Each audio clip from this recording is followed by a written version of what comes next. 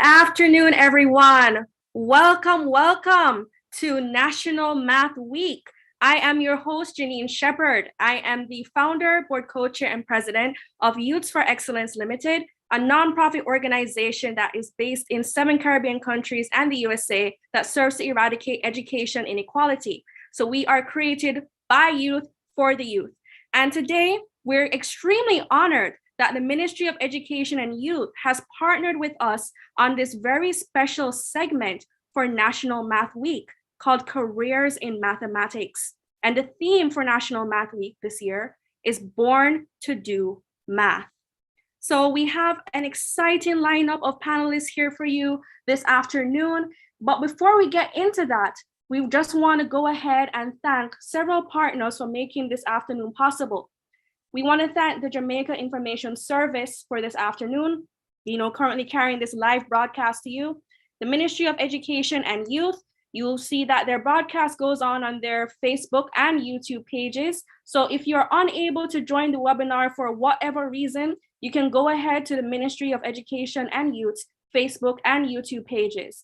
And we'd also like to thank our sponsor for this afternoon, who, courtesy of their love for Jamaican youth and trying to give back to Jamaica, they're sponsoring comprehensive health checkups for students who are able to answer questions at the end of this segment.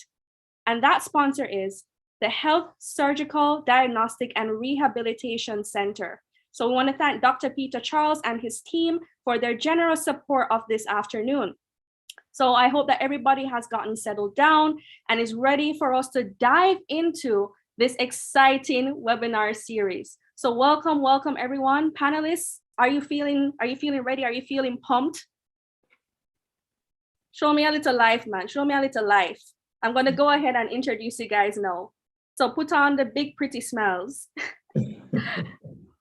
All right, we're ready to get into it.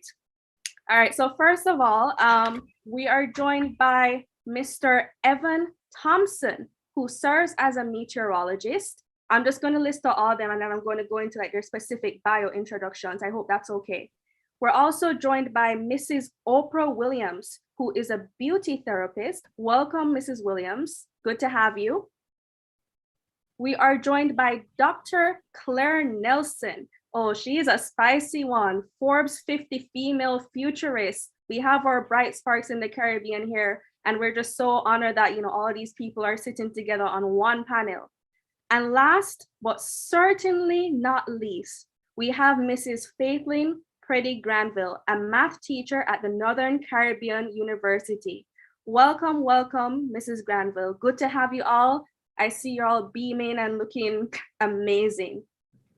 All right, so let's go into the introductions. So Mr. Evan G. Thompson is currently the director of the Meteorological Service in the Ministry of Economic Growth and Job Creation. He has been a professional meteorologist for over 30 years after receiving his undergraduate degree from the Cave Hill campus of the University of the West Indies in Barbados. Mr. Thompson was senior broadcast meteorologist on the main local television station's primetime news program for over 17 years and became the head of Jamaica's Meteorological Service in 2016. He was appointed the permanent representative of Jamaica to the World Meteorological Organization, a specialized agency of the United Nations. Lord, got him big, not true. Oh my Lord. In October 2019, he was elected as the vice president of the body's regional association covering North America, Central America, and the Caribbean, and was later promoted to president of the regional association during the elections in February 2021, where he now sits as the World Meteorological Organization's executive council and represents of the 6 regional presidents on its capacity development panel and on the management group of the World Meteorological Organization Technical Commission for Weather, Climate, Water, and related environmental services and applications. Oh God, I need some water after that. Welcome, Mr. Thompson. Could you please say hi to everyone who's here and tuned in? Hello, everyone. Very great to be with you this evening, this afternoon. Thank you, Mr. Thompson. Moving on to the next panelist, I'm going to introduce to you Mrs. Oprah Williams. She is the owner and manager of Property Guided Natural Hair Care and Beauty Salon. She has been in the business of beautifying through the art of hair care for over 10 years and has had the love for hair even longer. Looks like I need you as my hairstylist. By profession, she is a beauty therapist whose focus is on the nurturing and grooming of natural hair. Her ideals and belief structures are deeply rooted in the love, adoration, and teachings of God through the salvation of Jesus Christ. She also believes that growing is a calculated risk, which involves being exposed to your fears so that they can be subtracted from your life, which would add value to your future. And as you use the experience gained to face multiple options that may seem to divide your focus from achieving the sum of what you worked for. But she always remembers to acknowledge that all things work together for good to them that love God, to them who are the called according to his purpose. And that is from Romans 8, verse 28. Welcome, a woman of God and an esteemed hairstylist, Mrs. Oprah Williams. Good to have you, Mrs. Williams. Hi, everyone. Good afternoon. Thanks for having me. Thank you so much, Mrs. Williams. Moving on to the very next panelist, we are joined by Dr. Claire Nelson.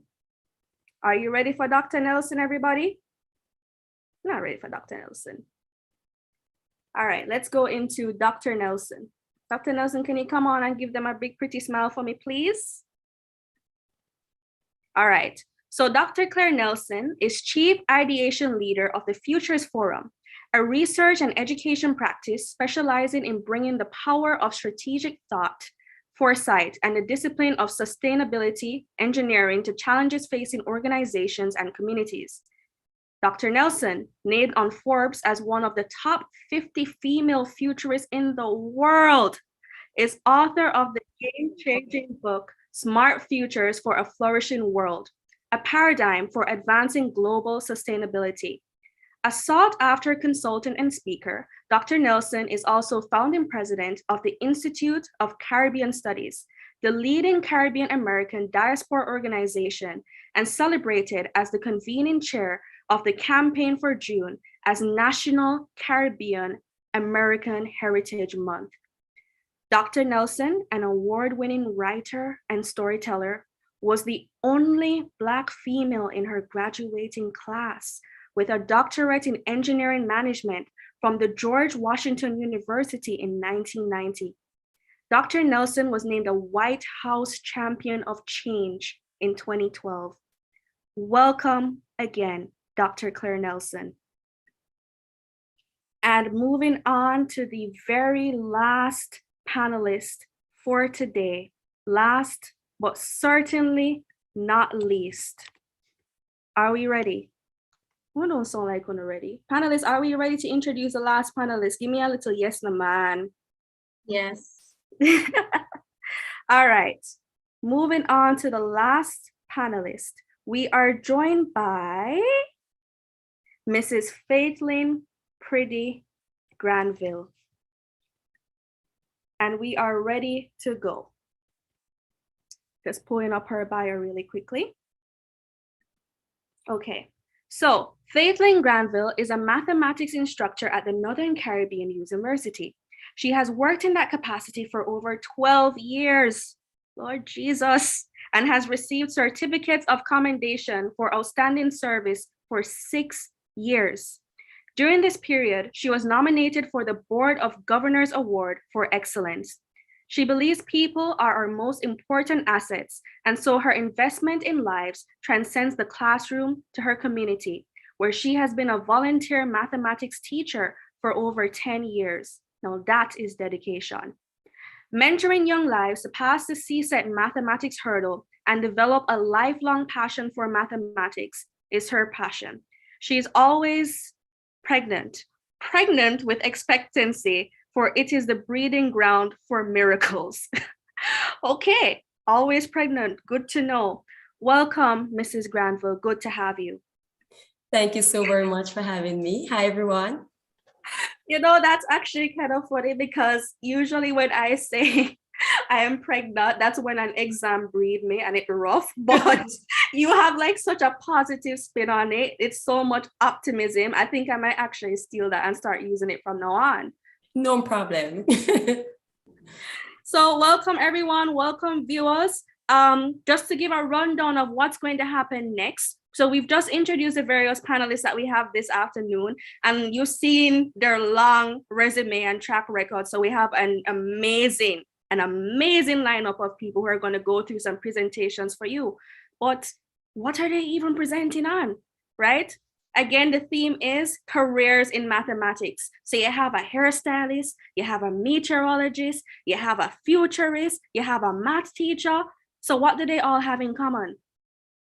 Simple. They all use math in what they do, right? And they're going to show you how that math is important to what they do. Many of you go to class and you hear like, oh, you know what? I don't need math in my future, man. Who knows? Who cares about Pythagoras theorem? We're never using it again, man. We don't need math. They're going to show you otherwise. So our first speaker that we have is Mrs. Oprah Williams. Mrs. Williams, take it away and show us how you use a little maths. Okay. Good afternoon, everyone. As said before, my name is Mrs. Oprah A. Williams, and I'm the owner and manager of Properly Guided Natural Hair Care and Beauty Salon. To get to the point why I'm here, I will start with this statement. Knowing math can make doing what you do easier than know. Like any other industry, knowing and using math can allow your growth in the area to become streamlined to the point where efficiency is a part of the service you provide. The beauty industry is not exempt from this benefit. Once you know how to relate and apply each topic, you'll realize the advantages are far from few. The most common topics I can recall using on a day-to-day basis are topics such as geometry, calculation of currency, fractions, appropriations of time, and set theory. With the understanding that all customers are different and will have specific needs, the use of mathematics becomes a must. To care the natural hair, a great deal of precision has to be observed and maintained. Let's say a customer will be doing a simple braid hairstyle with the added process of protein treatment. Before we even move to the process of starting the braid, we'll have to confirm the area of the client's head, the volume and length of the customer's hair to determine how many packs of braid would be necessary to complete the job. You didn't know that maths was involved in beauty therapists, don't it? Once the amount of braids that are necessary is confirmed and purchased, the appointment would be set based on the amount of time it would take to complete the job. So time is very important, so we can book accordingly so no one gets upset in that area.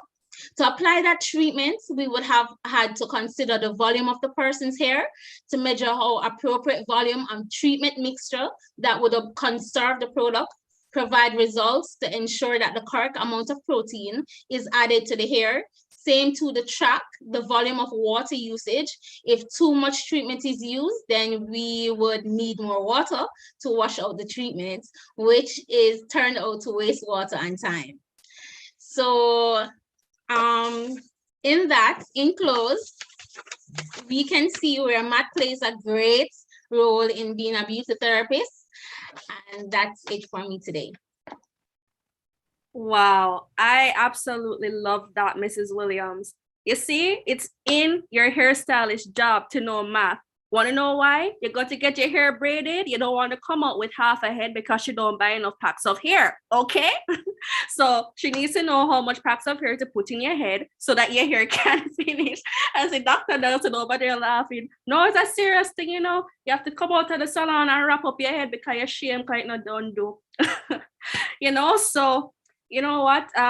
Thank you so much, Mrs. Williams, for showing, the importance of, math. I'm sure that even keeping the cream in your head, you have to understand how long to time it and make sure that the hair don't drop out.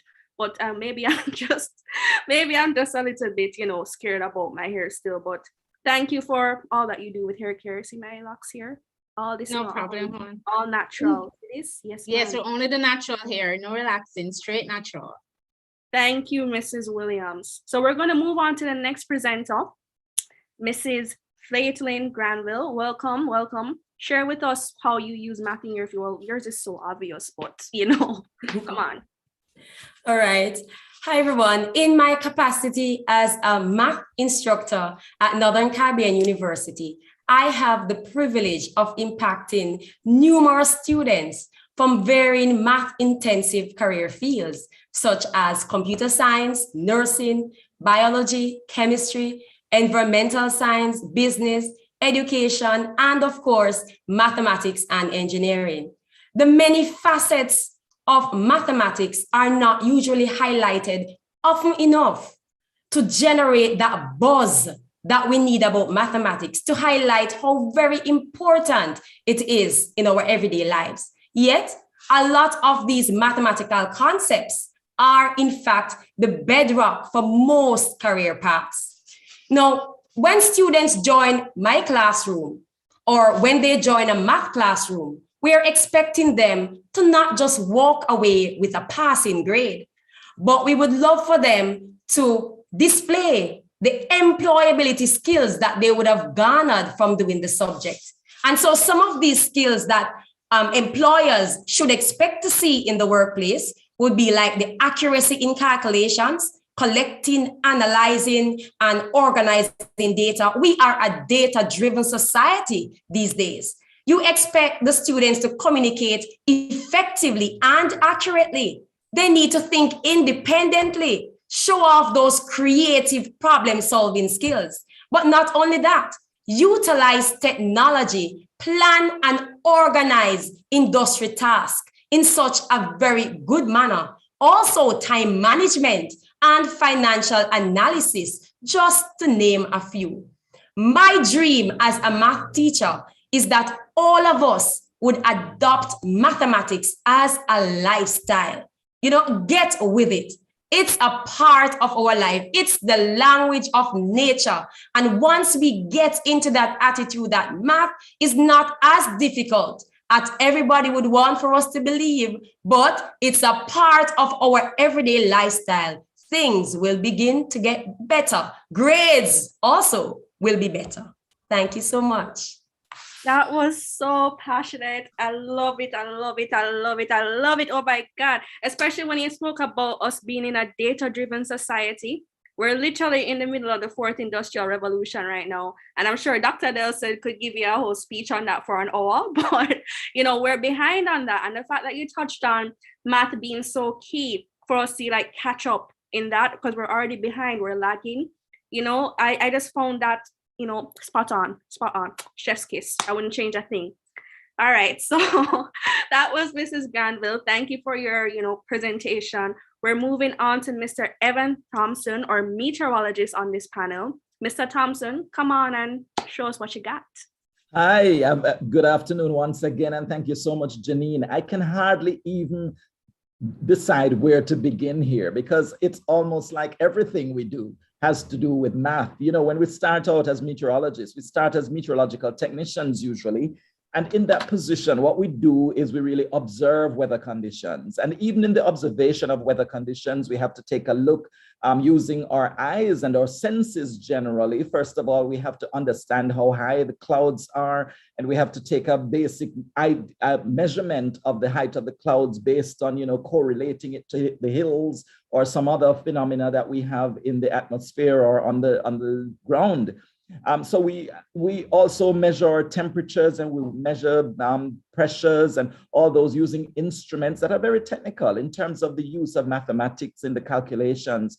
But then if we even have to move further from just the observation into going into when we start to look at forecasting weather conditions, then we consider how all these parameters come together to make a forecast. So we have to put them into some kind of equation. All these elements have to be considered in an equation. And in that equation, we have to weigh them individually to the right level in order to come out with the right result. And, sometimes we may make a judgment of something, a measurement that may be higher or lower than it ought to. And that could change what our forecast is and therefore make it not as accurate as it ought to be. So it's a use of the mathematics in our calculations that determine the indices that tell us what is likely to occur in the weather. So if we're going to tell you that we're going to have thunderstorms during this afternoon, it is because we have crunched the numbers, crunched the atmospheric parameters into an equation. And out of that comes some indices that gives us whether it is likely to develop into thunderstorm activity or not, depending on how high and where the thresholds are located. So it comes into play with that. But even when we move from the weather side of things into climate, when we talk about climate, now we're talking about the statistics, and where we put all the data into a database and we look at all that information and we determine now what is our regular climate for the area. And out of that, we also make calculations of whether we are above the normal in terms of our temperatures or above the normal in terms of our rainfall. And all that requires as well that we do calculations. We look at the regular, the averages, and then we determine what we experienced today. Was it higher than what we consider to be our average? So are we having higher than normal weather conditions, whether it's temperature or rainfall or whatever? So it's important that we also understand how to calculate our averages using the data and putting that data together in a database, working out these calculations. And then if we apply it to our various sectors, we also have to understand what it is that they require. Do they look now at how do we go into engineering and develop and build the right kind of drainage, for example, to deal with the rainfall we're experiencing? So we look at what is the norm over a period of maybe 20 years. If this is what we expect in every 20 years, then we build with those specifications. It might be a 100-year storm that we're planning for. And so we need to know the averages over a longer period. So you see, maths kind of comes in at every level and every aspect of our work, from observation through forecasting, through applications of meteorology. And even when we call our driver and he needs to take us from one place to the next, he needs to know the distances. So the maths comes in even from that grassroots level. So it's really all around us and in all the work that we do in meteorology. That is so beautiful. Can you imagine if you don't check the weather and then the place starts, pour rain and your house just wash away? These are these are important things, The farmer needs to know when it's raining for his crops. That's how you get food on your table. Without the farmer man, well, nobody eats. And you see, the farmer man is dependent on the meteorologist. So, Mr. Thompson, thanks for shedding light on that. And beautiful presentation. So we are on to our very last panelist, Dr. Nelson. Dr. Nelson, what do you have to say for us? You're on mute, Dr. Nelson. I am happy to start with the very wonderful sentence that I wish every student in Jamaica had a teacher like Miss Faith in Granville. Math is the language of nature, and therefore math is the language of life. Now, I'm a futurist, so I want to say that the future depends on mathematics, because math is the language of life and math is the language of nature. As you've heard our speakers before me say, everything we do has a mathematical element. I mean, I didn't think about it here a story, but now that I think about it, it's true. You won't want to leave your house and end up somewhere with your hair half done. So we're celebrating 60 years this year, and I want you to jump with me into the future, 2062. And imagine Jamaica 100 years old, and we have an AI-enabled community health aides that are trained to provide health care, elderly patients in nursing homes. And we have telehealth, and we're going to have a celebration in our new holographic stadium. I want to jump closer to where we are, and it's 2030. And we have solar power systems that are using solar skin and solar flake technology brought to the market 3 years from now. All this is because we have to be ready to ensure that we are climate smart in the future. And that's only 2030, 8 years away. And it's very important we pay attention to that, because the whole world is focused on creating a sustainable future for all. We want a safe, just space for humanity that is within the natural boundaries of science and also within the lowest boundaries of social dignity. And all of this is relevant to Jamaica because, as you all know, yes, don't forget to have Vision 2030. We want to have Jamaica to be a place of choice to live, work, raise families, and do business. But that means we have to start constructing what we're doing now to end up in that future where we have good environment, we have healthy food, and we have healthy communities and safe communities. We want to have a sustainable society, sustainable economy, a moral economy, so where everybody's equal, where we have more social cohesion, and where we have more equality and equity. That's what we all want, right? So as you've heard so far, we need to have math in our beauty supply. We need to have math in our meteorology, which means pharma. But all of that comes because technology is driving change. Robotics, cybersecurity, the Internet of Things, artificial intelligence, virtual reality, augmented reality. All this is a basis of science, which is also bearing on mathematics. So some of us are better at physics, some of us are better at chemistry, some of us are better at math, but guess what? They all go together. All of these things are based on the mathematical science that underpins all of nature, that leads us to know these laws that govern our industries of the future. A space economy, gamification, electric cars, synthetic biology, AI systems management, smart manufacturing. All of these are things that are going to be in the world, not 50 years from now, but less than 8 years. In fact, we're going through that right now.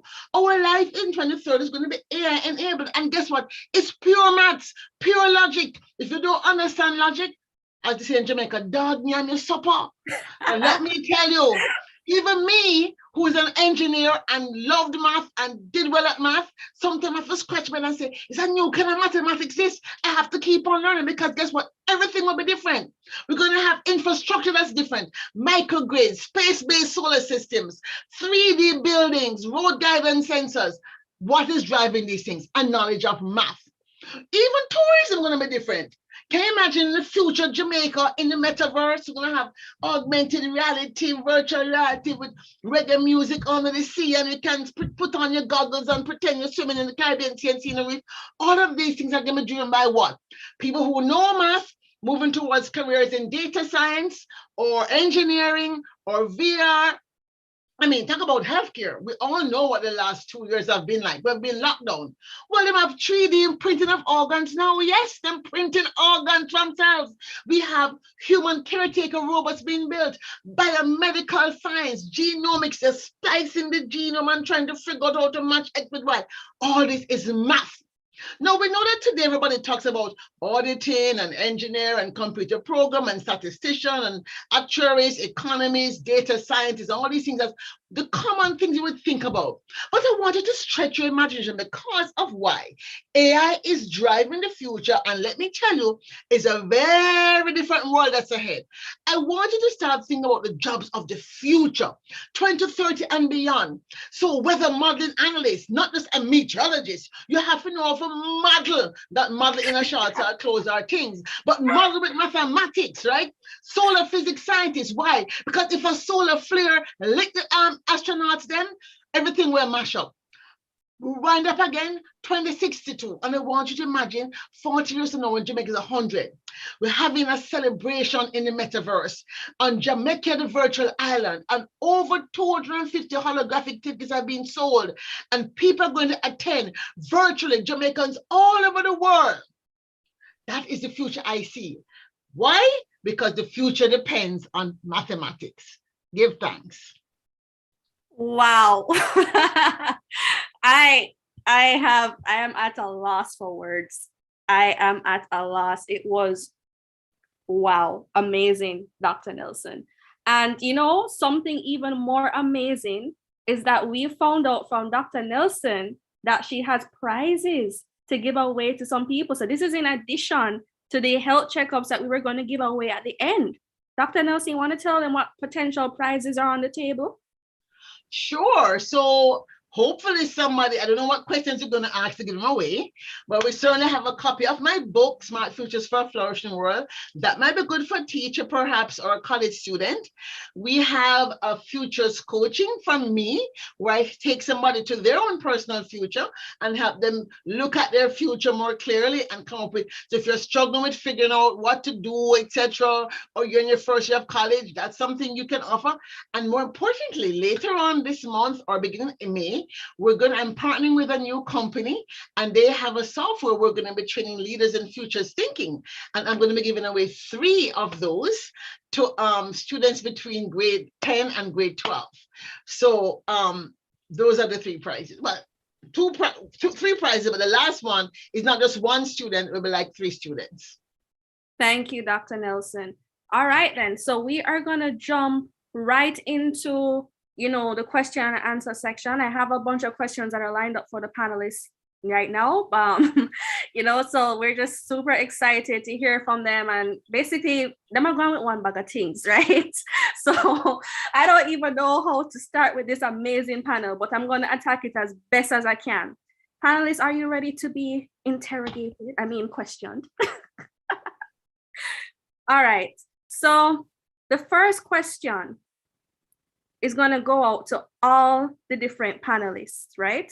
Specifically, I want to start with Evan and then move to Oprah and then Claire, right? That's the order. And it's the same question. Share a story of what happened when you failed to get the math right in your field.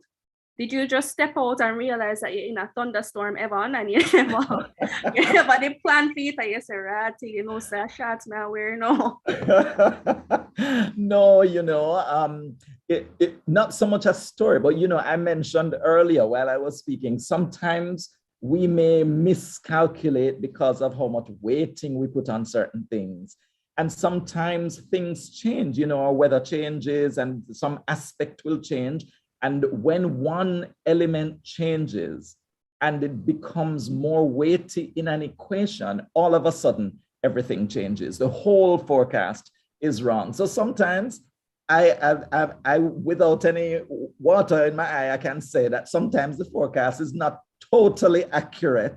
We may have some times when it really does fall short of what we had exactly predicted. And that is because one parameter in a slew of parameters changes its character, and the calculation has to be redone, and therefore the entire forecast changes. So you might go out into what we would think we would have slight rain in a certain area, and then you walk through a deluge. So it's a huge kind of egg on our faces sometimes, and it is not really understood that sometimes it is just one simple element that can change an entire story from beginning to end. So not so much a story here, but I can tell you that sometimes it's important to pay attention to details because they can make a huge difference in calculations.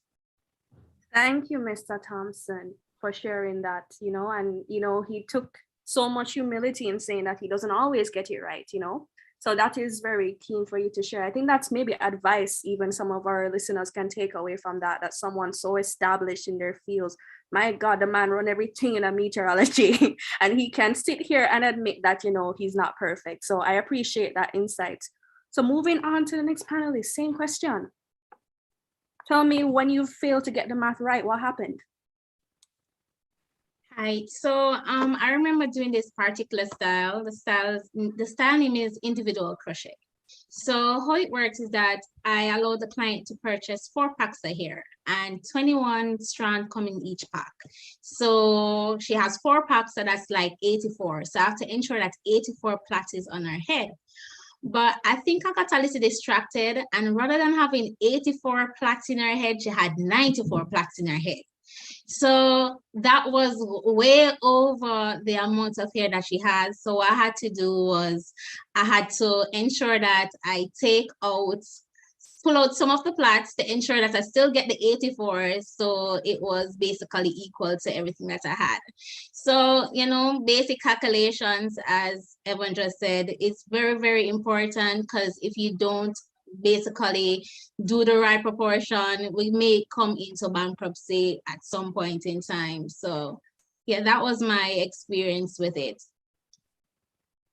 Thank you, Mrs. Williams. What about you, Claire? Dr. Nelson? I really can't say that I've had an error that has caused any challenges. In my past, I can say that right now what I'm working on, I'm concerned about not having any errors. We are going to be doing a project on 4 universities around the world, 5 universities around the world. It's a preliminary science research project, and actually Northern Caribbean universities are partners. I'm really happy to see NCU here. It's looking at solar energy in space, basic research for solar energy in space.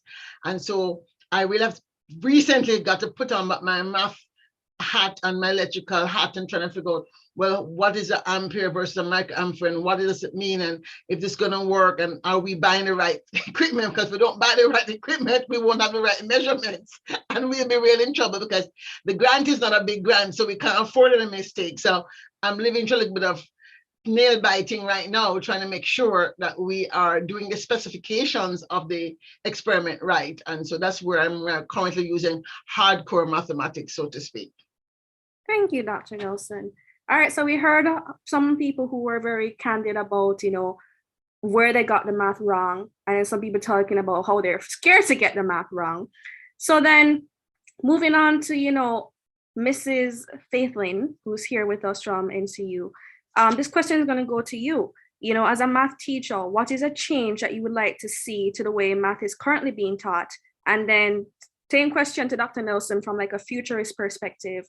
Same question, like how would you want to see math being taught in Jamaica or potentially the Caribbean region? All right, for me, I would like to see math being taught in a more relational manner, where the students can relate to what is happening, map it back to real life situations, and they can link it to their respective career areas.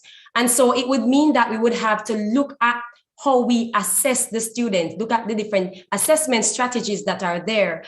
For me, what I started doing in recent times is to incorporate in some of those subject areas, some of those topics, video assessments. So I not only allow the students to share what they would have garnered from that particular topic, but related to real life situation. You are doing this major, you are doing this minor. How do I link it? How would this topic, relate?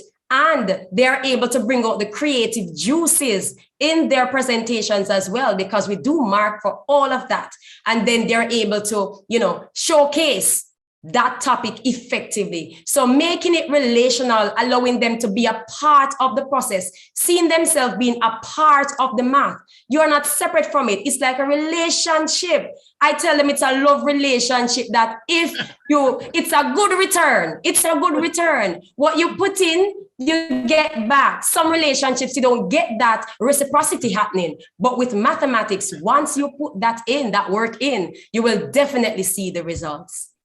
Wow, we have a student in the chat agreeing with you, Mrs. Granville, Bradley Downer, which is interesting because this student is all the way from Guyana. So we've kind of cast a wide net. There are over like 90 people here on this Zoom call right now, not counting the people who are being broadcast live on air on JIS. So I'm glad to see people are engaging. So then, Dr. Nelson, you're up now. I just have to say, I just love Mrs. Granville's energy. I really am excited that we have launched the Caribbean Space Advocates Club at NCU. It's really exciting. The kids are now beginning to do beginning earth science work. Perhaps we should have Mr. Thompson talk to the students about the work we're doing in earth science and get more people involved as we try to push out space science and technology as part of Jamaica Future. I really think that's important that we have perhaps Mrs. Preddy doing some training of teachers who actually are afraid of math. The fact is, artificial intelligence will make just reciting our numbers, etc., not necessarily something we need to know. That's not to say we shouldn't do mental arithmetic. It does keep a particular part of your brain awake and alive. But the critical thinking skills we're going to need to work alongside AI. How are humans going to remain relevant in an AI-enabled world? So it's very important we're training students to think and learning to think logically, learning to understand mathematics. And I'm going to confess, I have to confess, me and trigonometry never agree at all. And when I saw a proof, I would try to run in the opposite direction. I was just so happy when the exam came and you could have a choice. You have like choose one from this section, one from this section, from this section.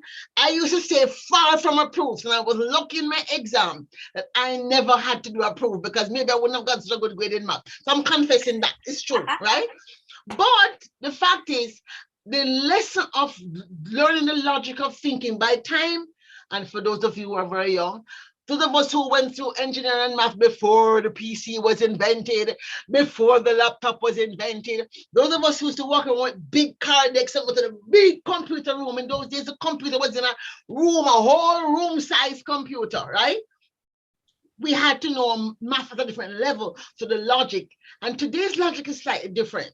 So it's very important if people are going to understand how to work with AI, the logic of mathematics that are being taught to teach natural language processing and AI and cybersecurity will be very important. So we have got to teach math with critical thinking and the problem solving, that is, learning to solve problems, real life problems, is a way to start introducing that very early, I think. Thank you so much for that, Dr. Nelson. And it was certainly very engaging, your answer, as always.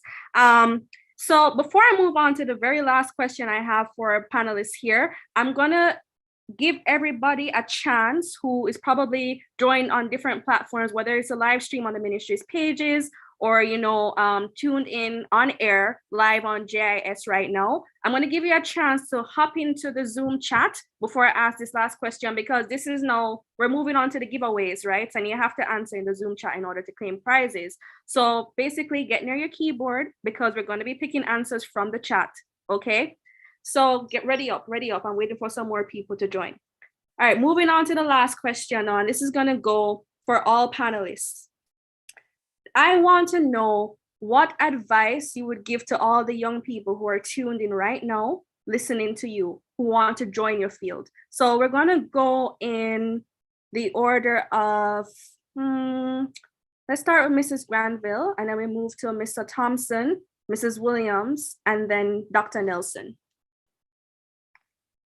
All right. One advice I would give students wanting to enter the field of mathematics, maybe you want to enter as an instructor or a teacher, ensure that you practice.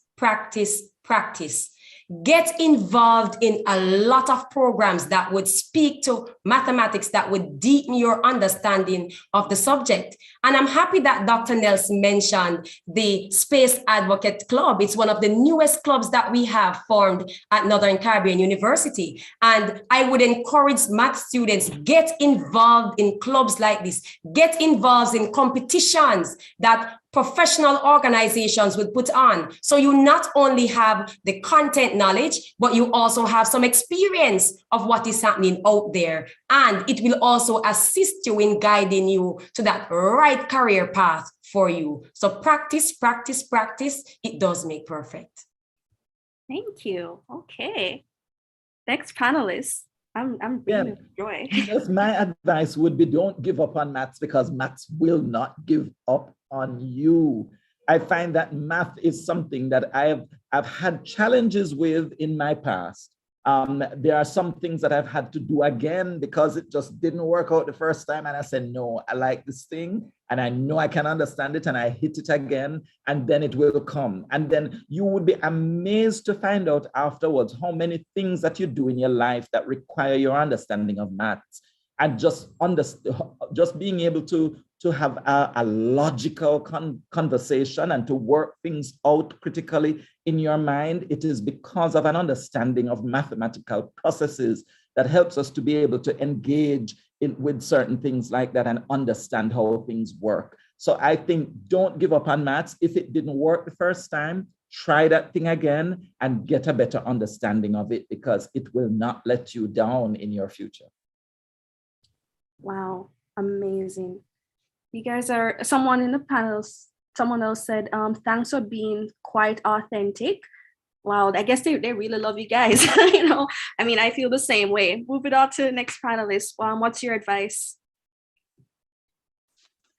My advice is to relax. Try not to focus on getting it right. Focus on formulas. Once you focus on the formulas and get the formulas, the answer will come after. Try to apply maths in your everyday life, even if it's just simple turning on the television or counting your lunch money. Try to apply each topic that you may learn at school into your everyday life. It will become easier. And that's what basically I do to apply running a business, maths running a business, simple calculation, closing the batch, stuff like that. Ensure that I do these daily things. Thank you so much, Mrs. Williams. So Dr. Nelson, you're up. Yeah, I would just like to give a short anecdote. When I was doing my doctorate, there was a course that I had to do a proof. And you know, me did fear of proof from a long time. Well, I couldn't figure it out. I just couldn't see the corner of the how to get from point A to point B. I couldn't see it. I was weeping, crying, wondering why am I going to take up this doctorate idea? Was I really cut out for it? And I spent a couple of days feeling sorry for myself. And then a voice said to me, persevere, go back. By those days, of course, there was no Google to search for nothing, so I had to actually go to the library. So I'm going to the library and I found one journal that had an article that actually explained the math problem in English. Because sometimes, high-level math is written in mathese, right? And you cannot read mathese. But this actual journal wrote the article in English, so I said, it's like a light bulb went off. I wept with joy. I was able to do the problem, and needless to say, I got a B, because in doctoral school, you cannot get a C. You have to have the minimum grade you can get is a B, right? And so I got a B. I was happy just to get a B, because I didn't want to C, because C is considered a failing grade. Well, not failing, but not so good when you're doing a doctorate. So I said to say, persevere. If you want to be an actual scientist, if you want to be a data mining engineer, if you want to be a space scientist, a satellite engineer, like the young people I'm working with at NCU, or astrophysicist or astronomer, please persevere, right? Don't give up when it go home and cry and feel sorry for yourself, but get up, wash your face, blow your nose, and go back and try again. Thank you for that. And on that same point, I'm just going to pick on somebody. I'm going to pick on Mrs. Granville, because you're the math teacher here. We have a student, Desiree Steer, in the comments, who said, what would you say about someone who's afraid of math? I would say feel the fear, but do the math anyway. The fear will come, and based on the society that we live in, a lot of persons would say, I'm fearful of math, it's difficult. And so you find persons come with that anxiety. What I usually do at the start of each school term is to have a let your hair down session, where I just ask persons, share your dreams, your goals, what you plan to do for the semester. We put it all together in a nice musical. And then when the course gets difficult, we just pull that video. And when that video is pulled, I'm telling you, the last time I pulled it this semester, there were tears, because persons realized these were my goals and I'm so fearful now, and it empowered them. So the fear is natural, it will be there, but with practice and sticking to your instructor's advice, seeking advice from your teacher, the hurdles you can get over. Thank you. Thank you. Oh my God. I don't want it done. But we have to get into the prizes. I know that's why I want to really hear. I'm kidding. You guys are here for the panelists. I want to hear for the prizes, don't. All right, so let's get into it. So I'm going to start by giving away first some health vouchers from the Health Surgical Diagnostic and Rehabilitation Center. All right, I see 91 people here in the chat. Lord Jesus, help me out now. All right, so I'm gonna need some eyes. who are attentive to the chat to tell me who comes in first, all right? So we're gonna give away 2 health vouchers for the first 2 people who can come in and answer this question correctly. Hello, must see somebody raise them hand in the chat already. I don't ask the question yet. Hold on, man, hold on, I don't ask yet. All right, the first question is, are you ready? See, 92 people now getting tense. First question, what is the theme for National Math Week this year? Type it in the chat. It has to be public, I have to be able to see it. Oh, look, the messages are coming in. I see an answer from Kimani Bonware and Kashika Grant. Congratulations, the 2 of you are the winner. The theme for this year is Born to Do Math. So if you could go ahead and send me a message with your email address so that we may follow up with you and contact you, subsequent to this event, that would be great. So if you already won a prize, please take away yourself. We want to make sure that other people have a chance to win something. I now see 94 people here. Looks like the word is spreading. All right, then. So moving on to the next question. I have a few more vouchers to give away. All right. Are we ready? Next year, keep 97 people. All right. What does YFE stand for? What does YFE stand for? The letters YFE. What does it stand for? If you guys were paying attention, I see an answer from Amoya Lee Griffiths, not saying if it's right or not. See an answer from Bradley Downer. Okay.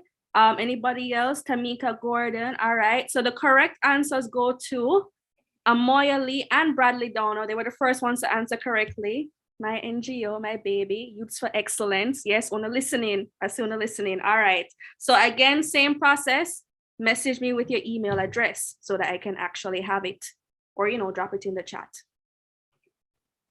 All right then. So that is it for now for the health vouchers. We are moving on to another prize.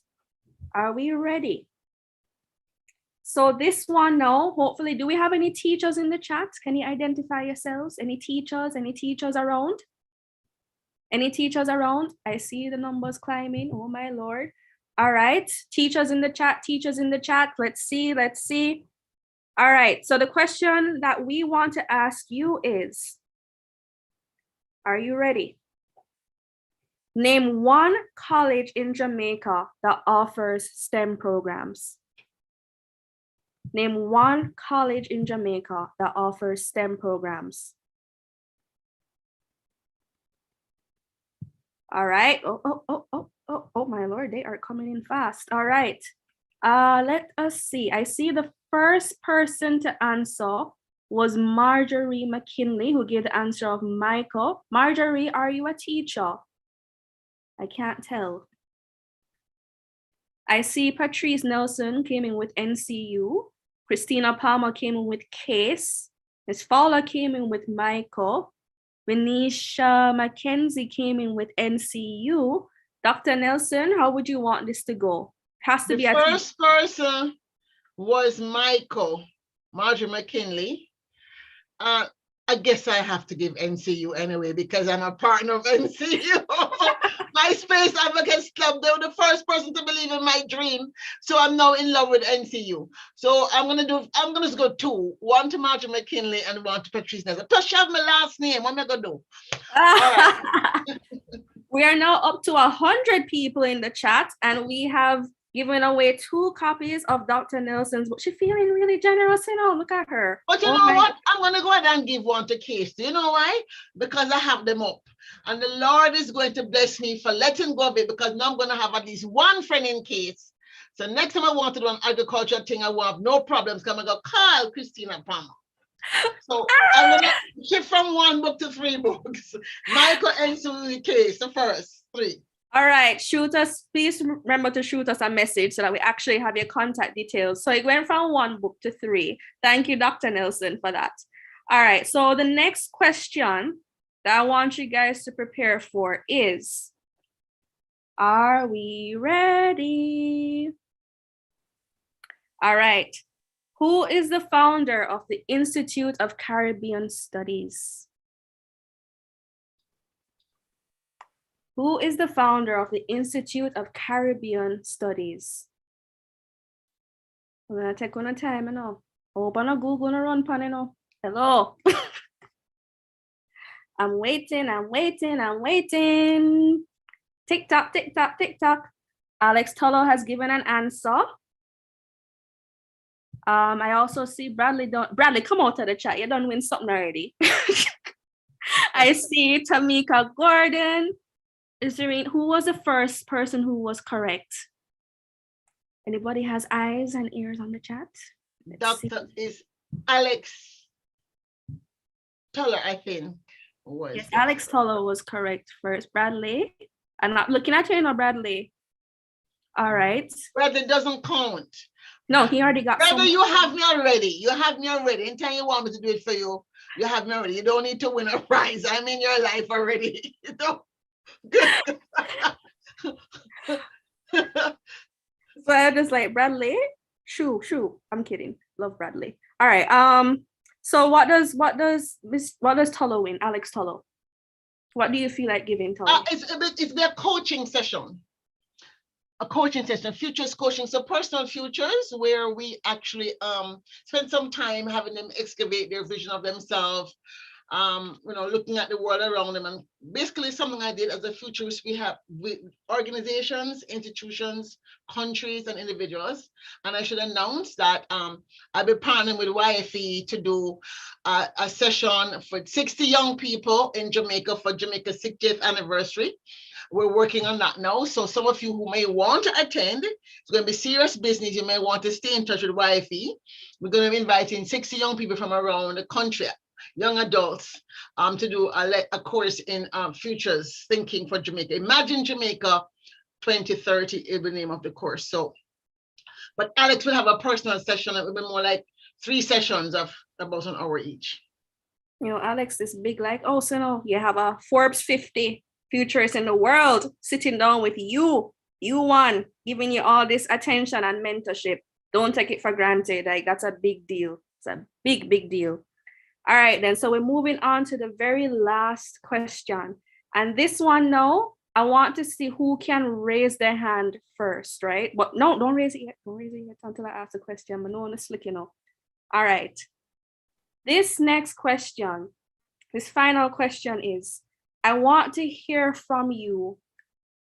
What is your vision of the future that you would love to see for mathematics as a student? All right, I see 4. Lord God, 10 and they up already. All right. Oh Lord, can someone help me identify who raised their hand first? Jesus, Father. All right. There's quite a lot here. I think you better have them write it because. Yeah, I think writing it might be best. All right, keyboard warriors, get at it in the chat. First person, let me hear you. Kame Johnson Burrell said Ariel Han was first. Let me hear from Ariel. Ariel, could you share in the chat what your answer would have been, please? Let me see. Ariel. I can't really find. Oh, there we go. Ariel, you've now been allowed to speak. Are you with us, Ariel? Could you unmute and share your vision? Go ahead, don't be shy, we don't bite.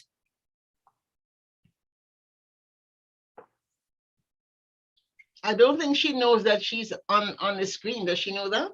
She does know. She unmuted for a little bit. If not, we go to someone else. All right, then. We do not have any more time to spare. Sorry, Ariel. We have to move on to someone else. Pardon me? I think she's trying to do something. Okay. What about Carolyn Clark? Carolyn, do you have a vision for the future that you would like to see? Yes, miss.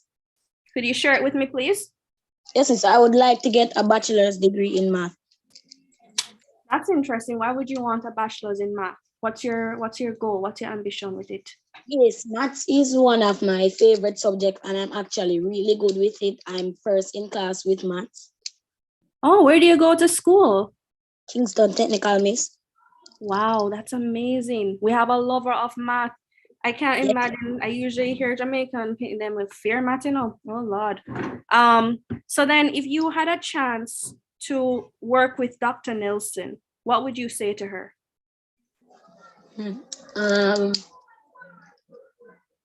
Miss, honestly, I don't even know. I would be speechless. Dr. Nelson, how does that make you feel?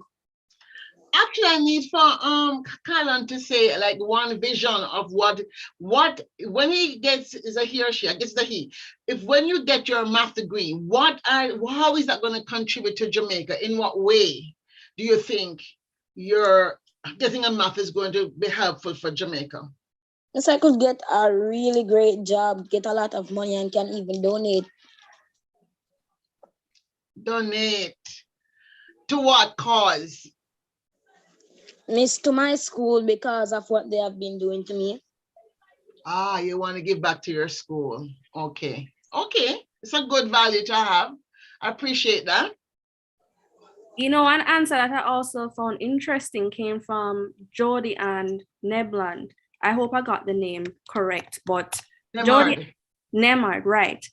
Jody, would you want to share your vision with me? I saw that you shared something that was quite interesting in the chat. I want to hear more about it as well. Don't be shy. She shared in the chat that my vision of math, oh, apologies. I would love to see mathematics come to life, not just pen and paper, but making it very practical, using manipulatives to bring across concepts, especially those that are challenging, and the addition of technology in math. What do you feel about that, Dr. Nelson? I actually think that's a really powerful answer. I mean, I think she's definitely thinking about the fact that it's not just a problem on a piece of paper, it actually relates. As she heard about the meteorology, she's hearing about, you know, building bridges, building roads, all of the things we need to make a better life for Jamaica. So it's important that you begin to see. I want everybody to begin to see, and that's why we want to do this futures exercise, partnering with YFE. YFE, big thing. Yeah, you know, that was actually quite interesting because earlier in the year, when we had last math week that we partnered with the ministry on, some issues that were raised by different math professionals had to do with the very abstract nature of math, you know, that left students feeling extremely disillusioned. So it's kind of like when you factor in even the whole learning loss with the pandemic, it's just even worse, you know, the fact that it's all pen and paper and there's nothing to connect it to. So I really and truly resonate with Jodian's answer. Just from a personal level and me having to find other ways to motivate myself in the classroom coming up. But Dr. Nelson, how would you like this to go in terms of the final prize? Well, we have 3 people who can be, depending on what grade they are. The first set is, I may be able to take more, I'm not sure yet, but as I said, there's a company called Future A, and they'll be doing a 6-week program where the young people will be taught critical thinking skills. This is for people who are leaders. So if there are any of the 5 who are like club leaders, or so we definitely would like to pick them first. Club leaders. So if they're involved in anything, club leaders at their school, at church, wherever, that workshop is done for that. And all 5, I think we could have participate in our own project, which is 60 young people from Jamaica. Wow, thank you. Which will be starting in more than likely June, July. Tamika Gordon, didn't we give Tamika something already?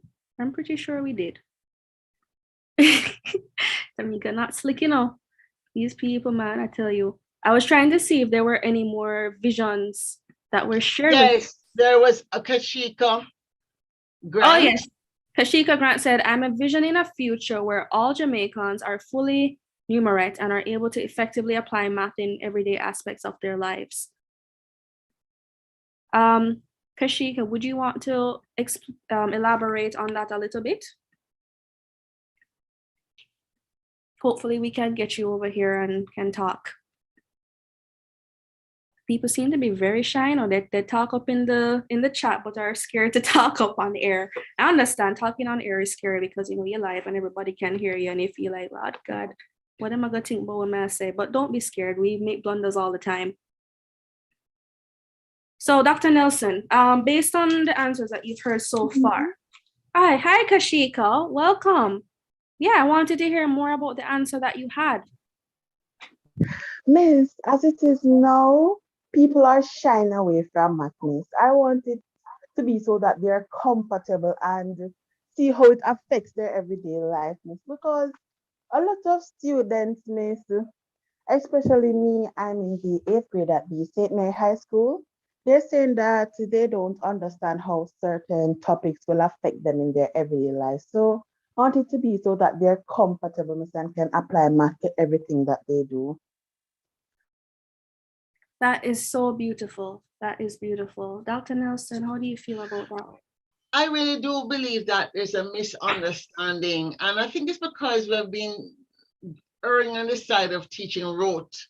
And I think with today, when everything is so much at your fingertips, back in our days, we actually need to remember 2 + 2 = 4, etc. But as Ms. Granville said that, math is in nature. Everything, the language of nature is mathematics. The challenge is that humans are now creating intelligence which can calculate faster than we can. So the question is, how are we going to ramp up our ability to still be human, fully human? Believe it or not, understanding math will help you to live in that future. In other words, you'll be worse off in the future if you don't know math than you are now. Whereas now you can get by with not understanding math. Yes, everything will be easier, but if you have a phone, a game, all the gamification that will happen in terms of our healthcare, the way we get information, the news, etc. If you're not able to understand that all of it is coming from data, which is manipulated by math, you're going to become what we call probably an educated fool in tomorrow's society. We want to make sure that the citizens of tomorrow are able to be critical thinkers, to know when something doesn't look right or when the data smells that something is off, so we can continue to have governments that work and societies that work for all people. It's very important. And having math teachers, again, I really think all of the stuff that Ms. Granville said has me quite excited. I really think she should have a math camp herself for other math teachers, so that by the time the kids come through, they're not so scared. She might be able to, she probably should have a workshop with Michael and Case and all these other schools and kind of help them to really learn new ways of getting the message across that math can be fun, math is magical, and I really hope that maybe I can support NCU in this process of kind of codifying your approach to teaching math to see if we can get it really spread. I was really excited. You had made a musical thing out of math at the beginning, so you could play it when they get discouraged. That is beautiful. Really excited about that. Thank you. So who are with us for the last 3 spots, Dr. Nelson? I have no idea. Oh my God. I think that the students who I had shared answers deserve a shot at it. They gave it, a good go. And I think that with your mentorship as well, you can help them to streamline some of the ideas that they have into something that's more pointed and, directed towards that future that they want to see. But they just, as young people, they don't have the right wording or don't have the right guidance to put it into that package yet. And I think that you can be very useful for that. Yeah, that's why I think everybody who at least wrote an answer in the chat should at least be invited to the project that we're doing with the 60s. So they should probably all leave their names there. Yeah, I agree. So drop your names in the chat for those who provided answers, and we will be in touch with you. You can also reach out to Youth for Excellence at YOUTHSFOR Excellence on Instagram and send us a DM to say that you're interested in the program. You can also send us an email to info@youthforexcellence.org, or visit our website, www.youthforexcellence.org, and stay in touch with us to see how you can be a part of this exciting project that will be coming up that we have with Dr. Nelson, and other projects that we potentially have going on with the Ministry of Education and Youth. That's where you'll find it out first. So yeah, I think we had a very productive conversation, and it was good to hear from all these amazing panelists. Like I said, we had hairstylists, we had meteorologists, we had math teachers, we had futurists, even people who just tried to put us out into space. I know I'm not talking about Elon Musk, but we have our local Elon Musk who's trying to do the same thing and give us access to opportunities. So I think this afternoon was quite interesting, to say the least. And with that being said, I'm going to go ahead and begin to close off this program. So once again, we thank everybody who has been able to tune in, whether live on the Jamaica Information Service. We thank them for their support of this initiative and supporting this initiative that was put together by Government of Jamaica, aka Ministry of Education and Youth. And we also want to thank our sponsor for our health checkups, without whom we wouldn't have been able to give these children an opportunity to go and check out anything that they would love to see going on with them. So we want to thank the Health Surgical Diagnostic and Rehabilitation Center, specifically Dr. Peter Charles, for his continuous support of Youth for Excellence and our initiatives, and for making this afternoon a reality. I would especially love to thank the lovely panelists. If we can just put them back all on screen so that we can see them and give them a little farewell. The ladies looking beautiful as usual. Where's Mr. Thompson? Not seeing him up there. He had another meeting, he had to run out. Okay, that is totally fine. But I would love to thank, Mrs. Oprah Williams, Dr. Claire Nelson, Mrs. Faithlin Granville, and Mr. Evan Thompson for your time this afternoon and, making yourself available to talk to Jamaica's future generations and give them insight into your fields, answer some of the questions that, has been burdening them, but they didn't really feel confident to ask that out for whatever reason, right? So we thank you for the time that you're here and, for showing really and truly how you use math in your field, because a lot of people don't really see the applicability. And one more time, I just want to thank the Ministry of Education again for creating this space for young people to come and have the opportunity to ask these questions and to have their minds opened. An issue that I found throughout the Jamaican landscape is the lack of exposure. So I must commend the ministry on, trying to change that narrative, trying to change the culture around mathematics, especially from one of fear to one that, it's a little bit intimidating, but with a little practice and certainly with a lot more exposure, it's something that we can tackle. So once again, I was your host for this afternoon, Janine Shepherd, founder, board co-chair, and president of Youth for Excellence. And I thank you so much for your time. And with that being said, I am signing off. Thank you to our viewers on JIS. Thank you to our viewers on the Ministry of Education and Youth's Facebook and YouTube pages. And thank you to all who have supported my nonprofit, Youth for Excellence, for your support. I'm very grateful. And with that being said, God bless you all. What good? Be safe. Bye, everyone.